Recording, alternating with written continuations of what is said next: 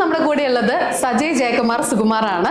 Sajay very soon ജർമ്മനിയിലേക്ക് travel ചെയ്യാൻ നിൽക്കുന്ന സ്റ്റുഡൻ്റ് ആണ്. അപ്പോൾ സജയ്ക്ക് ഈ ഒരു പ്രോസസ്സിൽ ത്രൂ ഔട്ട് കിട്ടിയ സപ്പോർട്ടിനെ കുറിച്ചും ഉള്ള എക്സ്പീരിയൻസിനെ കുറിച്ചൊക്കെ നമ്മളോട് സംസാരിക്കാൻ പോവുകയാണ്. So welcome Sajay. So first of all congratulations. അപ്പോൾ സജയ് വെരി സൂൺ ജർമ്മനിയിലേക്ക് ട്രാവൽ ചെയ്യാൻ നിൽക്കുവാണ് അല്ലേ? ഓക്കെ. അപ്പോൾ സജയിനെ തന്നെ ഒന്ന് ഇൻട്രൊഡ്യൂസ് ചെയ്യാവോ? ഏത് കോഴ്സ്, ഏത് യൂണിവേഴ്സിറ്റി, ഏത് ഇൻടേക്കിലേക്കാണ് സജയ് ട്രാവൽ ചെയ്യുന്നത് എന്നുള്ളത്? ഞാൻ കറന്റ് മാർച്ച് കമ്മിങ് ഇൻടേക്കിലാണ് പോകുന്നത്. Four sustainable energy systems at TU dot.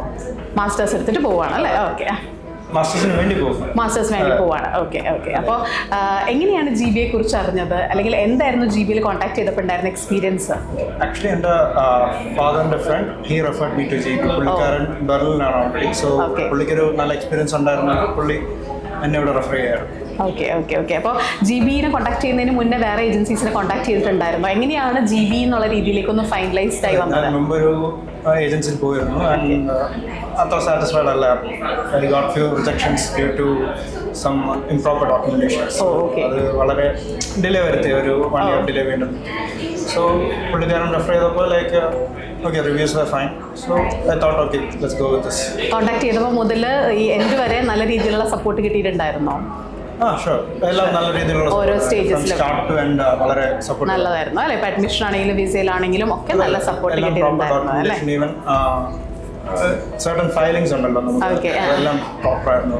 Okay okay. ഞാൻ കേട്ടായിരുന്നു ഒരു ദിവസം തന്നെ 4 ഓഫർ ലെറ്റേഴ്സ് വരെ സജയ്ക്ക് ലഭിച്ചായിരുന്നു എന്ന് കേട്ടായിരുന്നു. ഓക്കെ. അപ്പോൾ അത് നല്ലൊരു എക്സ്പീരിയൻസ് ആയിട്ട് തന്നെ ഫീൽ ചെയ്തായിരുന്നു അല്ലേ?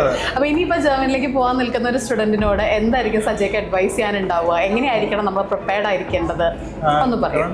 ലൈക്ക് എല്ലാം ഒന്ന് പൊതുവെ അറിയാൻ നോക്കുക. Like what's a current situation and also like പോകുന്ന കോഴ്സ് മോസ്റ്റ് ഇമ്പോർട്ടൻ്റ് താല്പര്യമുള്ള ഒരു കോഴ്സ് എടുക്കുക. Like just for the sake of going to Germany ഒരു കോഴ്സ് എടുക്കണ്ട എന്ന് ഞാൻ പറയത്തുള്ളൂ.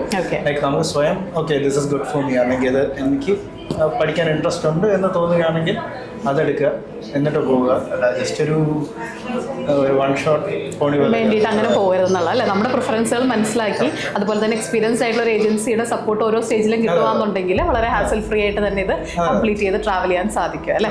ഓക്കെ. അപ്പോൾ ഓൾ ദ ബെസ്റ്റ് സജയ്. കാരണം എന്ന് വെച്ച് കഴിഞ്ഞാൽ സജയ്ക്ക് ജർമ്മനിയിൽ ചെന്നിട്ട് നല്ല രീതിയിൽ കോഴ്സ് കംപ്ലീറ്റ് ചെയ്യാനും വളരെ പെട്ടെന്ന് തന്നെ സെറ്റിൽഡ് ആവാനായിട്ടൊക്കെ സാധിക്കട്ടെ. So thank you so much.